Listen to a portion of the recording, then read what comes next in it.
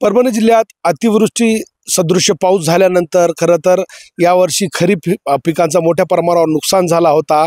या खरीप पिकामध्ये सोयाबीन आणि कापसासह अनेक पिकांचे अतोनात नुकसान झाले होते। या परिस्थितीतून सावरताना आता बळीराजा रब्बीच्या पेरणीमध्ये मग्न असल्याचं आपण या ठिकाणी पाहतोय। ब्राह्मणगाव या शिवारात आपण सध्या आहोत आणि या ठिकाणी आपण पाहतोय बैलांच्या सहाय्यानं पारंपरिक पद्धतीनं ज्वारी पेरणी या ठिकाणी केली जात आहे।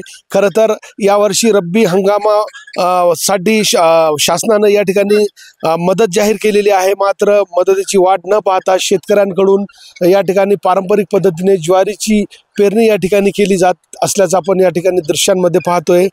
खरं तर खरीप हंगाम हातानं गेल्यानंतर रब्बी हंगामावर आता शेतकऱ्यांची मदार खरं तर लागून राहिलेली आहे आणि रब्बीच्या पेरणीसाठी जी लगबग आहे ती सध्या सुरू असल्याचं आपण या ठिकाणी पाहतोय। खरीप पीक हातातून गेल्यानंतर रब्बी हंगामावर आता शेतकऱ्यांची खरं तर मदार आहे। Camera person Sayyad Khizar sir, Nazir Khan, TV9 Marathi, Brahmangaon, Parbhani.